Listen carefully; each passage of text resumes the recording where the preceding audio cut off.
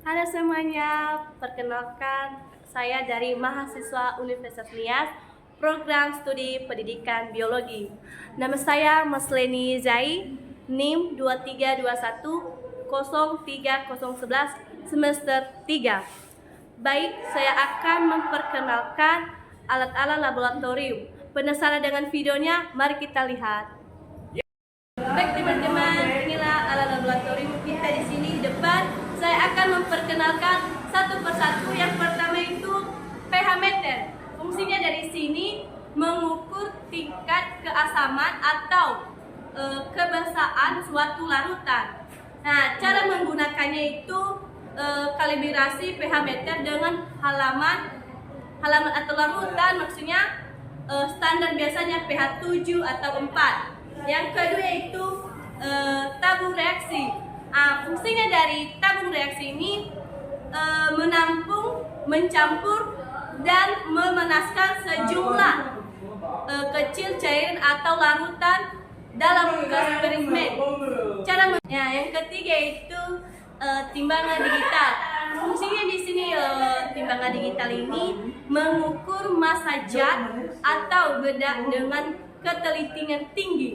Cara menggunakannya itu pastikan timbangan digital ini dalam keadaan bersih dan terkalibrasi. Baik, masuk kita ke nomor keempat yaitu gelas beaker. Jadi fungsinya dari gelas beaker digunakan untuk menampung, memanaskan atau mencampur cairan dan bahan kimia.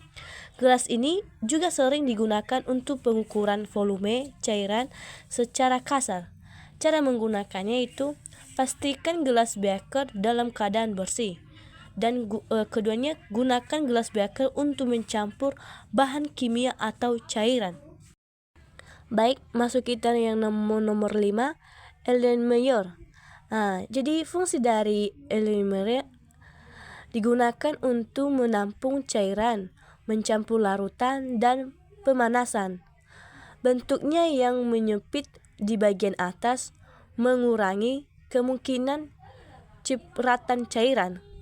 Jadi cara menggunakannya dalam Erlenmeyer yaitu gunakan Erlenmeyer untuk mencampur cairan dengan cara digoyangkan, hindari dari tumpah. Dan dalam menggunakan itu juga digunakan untuk pemanasan cairan dengan cairan dipanaskan di atas api kecil. Dan juga Erlenmeyer sangat berguna saat melakukan titrasi karena bentuknya yang lebih stabil.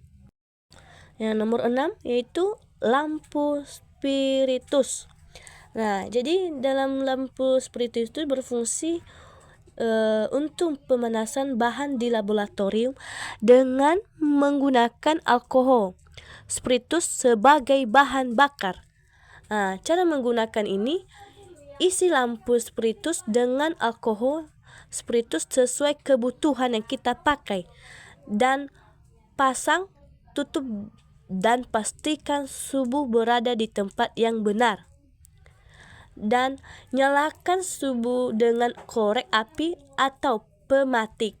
Dan seterusnya, gunakan lampu spiritus untuk memanaskan bahan kimia atau cairan dengan hati-hati. Masuk kita nomor 7 yaitu kaki 3. Perlu kita tahu dulu fungsi dari kaki 3 itu digunakan untuk menopang peralatan laboratorium seperti gelas beaker atau Erlenmeyer saat pemanasan. Cara menggunakannya yang pertama dulu, tepatkan kaki 3 di atas meja kerja atau permukaan datar. Dan kedua, letakkan gelas beaker atau peralatan lain yang ini dipanaskan di atas kaki 3. Dan ketiga itu gunakan dengan kombinasi alat seperti kawat kasa untuk mendistribusikan panas secara merata. Masuk kita nomor 8 yaitu kaca arloji. Kita perlu tahu dulu itu kaca arloji ini untuk menampung sampel kecil atau bahan kimia dalam jumlah sedikit. bisa juga digunakan untuk penyangga saat mengeringkan bahan kimia. Cara menggunakannya ada beberapa, itu tepatkan bahan atau sampel yang akan diamati atau diuji pada permukaan kaca arloji. 2. Bisa digunakan untuk mengeringkan sampel di atas pemanasan atau dengan cara lainnya. Dan yang terakhir yaitu setelah digunakan, pastikan membersihkan kaca arloji untuk penggunaan berikutnya. Nah, masuk kita nomor 9 yaitu loop atau kaca pembesar.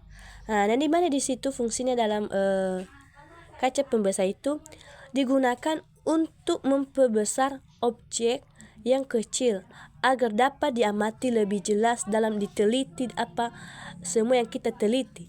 Nah, jadi cara menggunakannya itu pegang loop dengan tangan atau letakkan di dekat objek yang ingin diamati.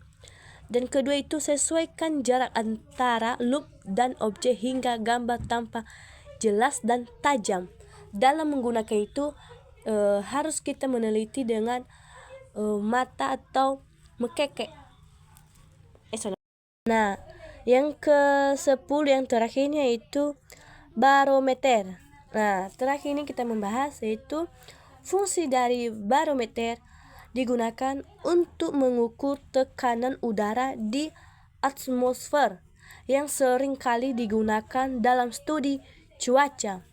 Nah, dalam cara menggunakannya barometer itu ada dua, yaitu tempatkan barometer di tempat yang stabil dan jauh dari sumber panas atau gangguan lainnya. Kedua yaitu amati pembacaan pada skala barometer untuk mengetahui tekanan udara yang terukur.